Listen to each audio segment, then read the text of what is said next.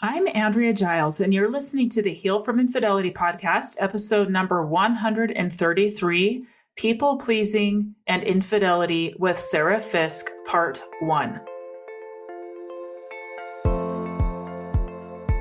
Hello, and welcome to the Heal from Infidelity podcast, where courageous women learn not only to heal from their spouse's betrayal, but to become the boldest, truest, most decisive, and confident versions of themselves ever.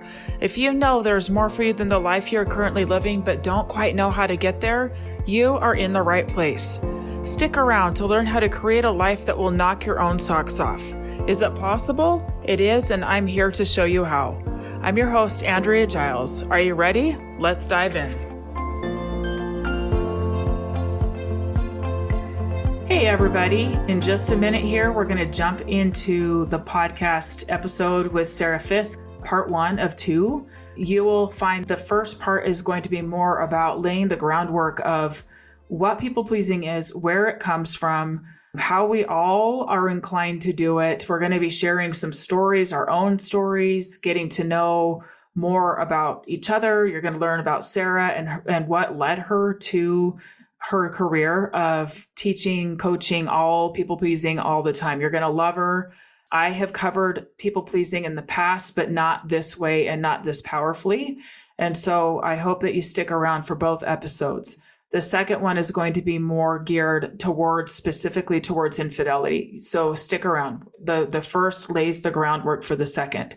Before I dive in, I want to just share that on January 26th, I am hosting a webinar about how to get your life back after infidelity. If you have not been to this class, it's a powerful, powerful class that will give you some guidance as to where you are now and really understanding where you are, and then what needs to happen for you to be able to move forward. So I invite you to register. The link is in the show notes. Go ahead and register. You can also find the link on my website. And without further ado, here is part number 1. Hello, everybody. Welcome to the latest episode. Today, we're having a conversation, myself and Sara Fisk. We're both going to be sharing with you on our own platforms. We have been chatting lately about getting together and doing some work together for clients. I am having her come talk to my alumni group. My alumni, they're the people who have already gone through my Get Your Life Back After Infidelity, formerly No and 90 program. They then go into my alumni group. And I sometimes bring in guests when I see a real need that a guest is better than me at teaching. And Sara Fisk I'm going to let her, she's going to come in here and introduce herself, but I've been following her for a while. She is all about overcoming people pleasing. And the more that I have worked in my field around infidelity, the more I see that this often goes hand in hand, and it's hard to get away from. It's hard to not have people pleasing be a part of your life. And so we're going to have a conversation about this today. First, I will introduce myself, and then Sara, you dive in and introduce yourself. Okay. Do you want to say hi first? Hello. I'm so excited to be here. This is going to be a lot of fun. Yes, we talked already before hitting record, and we have a lot to talk about for sure. So buckle in. Got lots to talk about. My name is Andrea Giles. I've been a coach for 5 years now, and I've always been in the infidelity space. That's all I've done. I have a lot of personal experience in this that I have worked through and navigated. And I knew, even when I was in the thick of it, I knew that I needed to get to the other side and do the training and schooling and things that I needed to do to be able to help other fellow travelers dealing with infidelity. I know how hard it was for me to navigate, how painful the decisions were that I made. And I now have been able to help lots of women navigate the same space. I also work with some men and some couples, but most of the work that I do is with women who have been betrayed by their spouse and are really trying to navigate it and figure out their life. So that's my space. Sara, why don't you tell us about you and what you do? I am a master certified coach, and I actually started out as a weight loss coach because it was just a fun way to try to make myself lose weight. I love it. That's awesome. And once I realized like, awesome. oh, this is really just to try to a new way to force myself to do something that I think I quote unquote should do. Like, do I want to lose weight? And I was like, no, I actually don't. And I came to people pleasing because I went through a master coach training program that absolutely crippled me in terms of my looking outside of myself. Do you think I'm a master coach? What do you think of me? Do you like me? Am I doing this well? And it just brought up all of my people pleasing and put it front and center. And so that's when I decided this is what I want to do. And it's the conversation I could have every day for the rest of my life. I just love helping women eliminate the kind of people pleasing that keeps them stuck, that keeps them spinning their wheels, spending a lot of time and energy and effort trying to placate and pretend and pretzel themselves into what they think everybody else wants them to be, and to regain and recoup that time and energy and do something else with it, whatever they want. Oh, so amazing. Okay, can I ask you off the bat, could you share a little bit more about your own journey around people pleasing? First of all, I love hearing the master coach situation, right? Nothing like putting us in those situations to go, oh my gosh, I did not even know this was here, right? These moments to see what's under the surface in us. It sounds like that kind of brought it out for you. So tell us more about your journey. Tell us more about your own discovery in your people pleasing journey. I think that and this I think is relevant. I was not, until I became a coach about 5 years ago, same as you, I was not working outside the home. I grew up in what's called a high demand religion with pretty strictly defined gender roles. You and I have talked a little bit about that. And so I was home with kids, and I was even taking it a step further in that we were homeschooling. And so I was kind of I was with my kids and other people's kids all day long. And I noticed in my interactions with other women that I kind of always had this nagging, like, do they like me? Am I a part of this? Am I accepted? Do I belong? And that I was really reticent to express any views that I thought they wouldn't like. I tend to be much more liberal, and on a scale of like liberal in my high demand religion group, like I was considered liberal, and I was like, guys, you don't even know what liberal is if you think I'm liberal. But I did have some views, political views or social views that kind of fell outside of what the acceptable was. And I didn't share that a lot. There were election cycles when people were getting excited about candidates. And I was like, I think that candidate is terrible. And I didn't feel like I could share like really things that were near and dear to my heart and soul and who I believed I wanted to be in the world. And I didn't realize I had been kind of pretending that way my whole life, just editing the parts of myself that I didn't feel like would be accepted and belong. And that kind of math, like what can I share? What can I add? What should I subtract to equal belonging? I think we just grow up that way, and we're not aware of how often we trade behavior for belonging. And it was just all around me. It was the way I grew up, and I didn't really have anyone who challenged that. In fact, what I saw were other people doing that too. And so I was like, oh, I guess this is just what we're all doing. We're all kind of hiding. We're all kind of placating, and we're all kind of performing for other people because that's just what we do. And enter, life coach training and master coach training. And I felt naked. I felt like everyone could see every part of my pretending and my performing. And they were just all watching me like, what are you doing? I remember in this particular program, you had to have a project. And my first project that I presented, I literally did it because I was like, what would they like? What would they like to see from me? What would please them? What would convince them that I am master coach material? And I presented the project. I did it for a little while. It failed spectacularly. I wish I could bring all of you in and just let you watch the Zoom meeting where I'm there with all of my peers, with the two directors of this program. And one of them looks at me and just says, Sara, what is happening right now? They could just tell that I was like this performing monkey. Oh. And I don't say that with any derision really for myself, because it's what I was doing. I was like, swallowing the sword and juggling and like, do you like it? Do you like it? Do you like it? Yeah. And when she said that, she's like, what is happening? What's going on? I wish the earth could open up and just swallow me whole and save me from, the intensity of that moment, because it felt like all eyes in the world were on me, but it was actually the gift that forced me to answer that question. What's going on? Well, what's going on is I don't have a very strong sense of who I am and myself. And so I'm just trying to give you what I think you want. That's what's happening. And once that was clear to me, I just thought, if I do nothing else, I want to address this. Oh my goodness.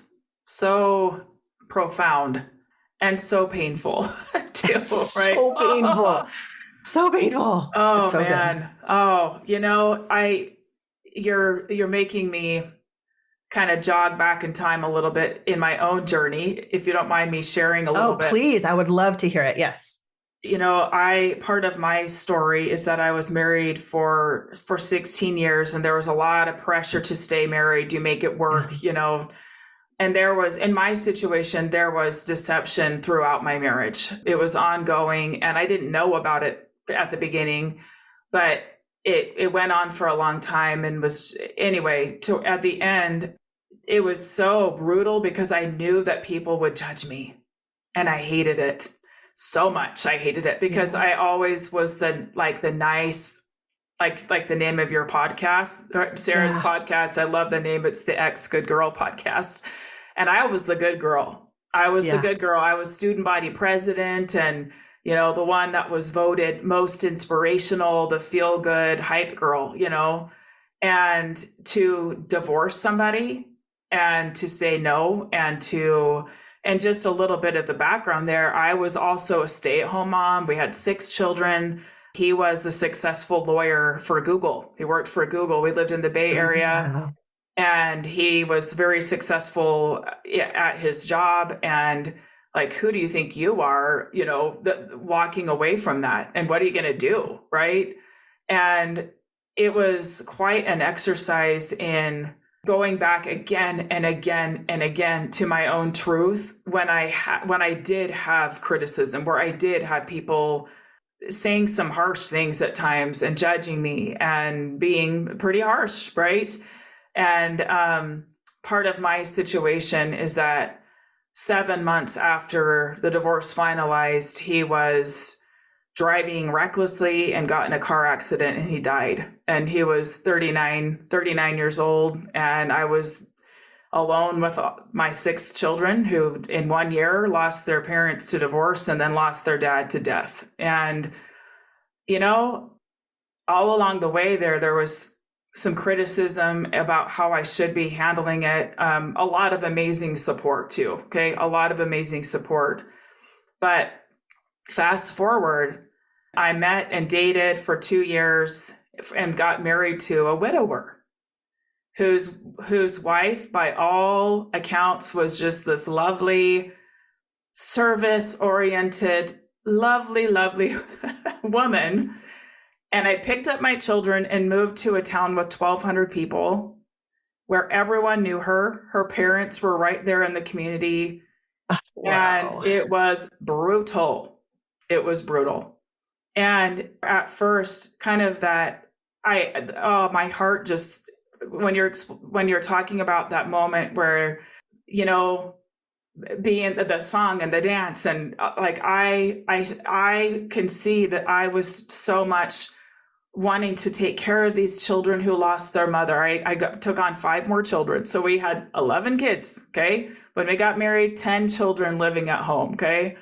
And and wanting to like, really fill this void and be enough. Mm-hmm. And man, Sara, it was painful, so painful, so painful, because I felt like I could never measure up. And honestly, in the last few years, it's been a real wake up call to me. I can't keep doing this. Like, it's killing me. It's suffocating me. I don't want to feel like I need to be somebody else to belong. Right. Yeah. And so it's been this journey, and part of it has been becoming a coach. When I found the coaching, the coaching teachings and things like that, it was so much more helpful to me than the vast amounts of therapy that I've done before. And anyway, gosh, it's a lot. It can sure have a stranglehold on you, right? The people pleasing tendencies can sure have a tight grip, and can be. I remember just moments of going, but if I am who I really am here, will he want me? Right? Will his kids like me? Will people in this community like me? So painful. And anyway, it's taken me, it's been really my work to be me, and to discover that in me, and then to let myself be seen. And the amazing thing, Sara, is that the more that I risk letting myself be seen, my marriage is like not even recognizable to what it was at the beginning, in the best way possible. Like, I know he's married to me because I'm Andrea, right? And because of what our relationship, that has nothing to do with her, right? Yeah. But it sure is scary, that process, to really let yourself be seen and go, but they might not like it, right? Oh, It is. And I would like to actually delve into why that is so hard, because it is every bit as hard as you say it is. And I think that as women who are smart, who are intelligent, reasonable, magnificent creatures, we look at this people pleasing part of our personalities, and we're like, why is that so hard? I have women who tell me, like, I'm a grown ass woman. Why can't I speak up for something that I think I want? Or why can't I share my opinion? And this is why. And I love having this kind of explanation in your back pocket, because it does not make sense up here in your head. Because up here in your head, you are an adult with a fully formed prefrontal cortex that helps you make complex decisions and anticipate consequences. And it's a marvel of very logical processing ability. But people pleasing starts way before that's developed. It starts when we are little, and when we need big people to take care of us. We literally cannot survive without convincing the big people around us to take care of us. And they do that because most of the time they like us or they love us. Yep. And so babies, if you see a baby, you obviously have had lots of experience. So have I. If a baby smiles, what do all the adults instantly start doing? Smiling. Oh my gosh. Oh my gosh. She's so cute. She's so cute. And then the baby's brain picks up like, oh, they like that. And then the baby will smile back. And it's this beautifully reciprocal, event where baby smiles bigger and mom and dad or grandparents smile bigger, then baby smiles more and laughs. And that's the very first connection that's made in the brain of this infant who doesn't even know that it's a separate being yet, right? From these adult caregivers. Oh, they like that. And it looks for clues, and it picks up information about what they like, about what to give them, about what to do for them. And that's how we grow up. And so that people pleasing, where we exchange a behavior for a response that we like, that is part of surviving. Yes. That's why it's so hard. And before we started recording, Sara and I were talking about how it's something all of us deal with. Like, there's really no getting around it. I mean, there's just based on the description you just gave, we all learn to survive that way, right? By Yes, picking up on yes, the cues and adapting to what's around us for our own survival. absolutely. And then we just grow up, and Yeah. then there's more big people who give us ideas about how to please them. There's rules they want us to obey. There's roles that they want us to take on. And whether it's parents or religious leaders or a coach or your favorite teacher at school or, Yeah. all there, your world just becomes full of people who want to tell you how they think you should behave. And many of those people love you very much. Yes. And so it is Absolutely. not something they are doing to harm you. In fact, they think this is how I'm going to keep her safe. I'm going to Yeah. teach her to be a good girl, Yeah. to be nice and respectful and kind, and to not rock the boat and to not do anything that's going to upset other people. And that's how she will be safe. And so, all at the heart of everything we do or want as humans, it is for safety and belonging. Yeah. And that is what we risk when we stop people pleasing. So no wonder it is, I think, the hardest work that a human will ever do. And I think, just to touch on this, because I do think it matters, I think in the beginning, people who are socialized as females and people who are socialized as males, we all learn to people please, everybody across the board. I think men, boys, have a few exit ramps that women are not given, like the whole boys will be boys, excusing, their behavior, valuing things like being brave and tough and opinionated and standing up. Like those tend to be, in very broad strokes, more the domain of how men are socialized rather than women. And so that's kind of where I see the fork in the road, is that men do have this option to become very individualized and they're praised Yes. for a lot of the Yeah. behavior that women are penalized for. Yeah. Yes. And it's sad to see.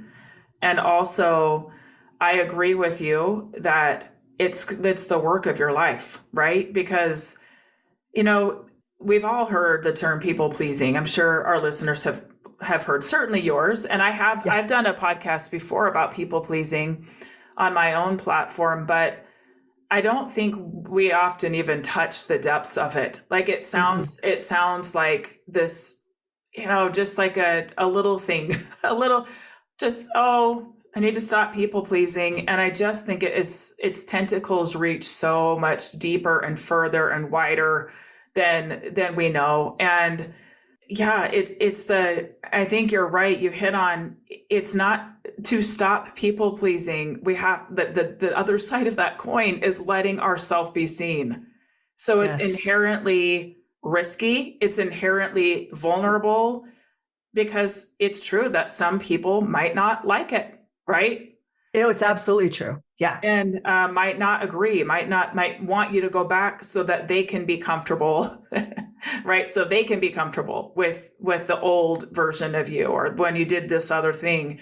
And that's why it's so hard, right? That's why it's so difficult, because it's this process of stepping more into your own and this explorative journey of who even am I? Because so many of us have been told who to be, not so much allowed the space to explore who we actually are, right? Yes. Yes. And then a shocking number of us get married, right? And make these, promises about who we will be in this relationship when we don't even know who we are. Yes. And I'm not even talking necessarily about age. I mean, right, 25 years old is about prefrontal cortex, fully formed time, but it can be anywhere from 25 to 30. How many people do we know who are already married, by then, especially like you and I have a shared religious tradition. It's very common for people to get married quite young, but even out in the wider world, getting married in your late 20s, early 30s, you are barely coming into the capacity to know who you are, and you've already formed this relationship with another person. And so many people pleasers come into relationships without a sense of who they are, without a feeling that what they have to say is important, that they matter as an individual. They're afraid of conflict because it must mean, again, it touches on that safety and belonging button that we're so afraid of pushing. And they have all of these expectations about who they should be that are defined outside of them by other people.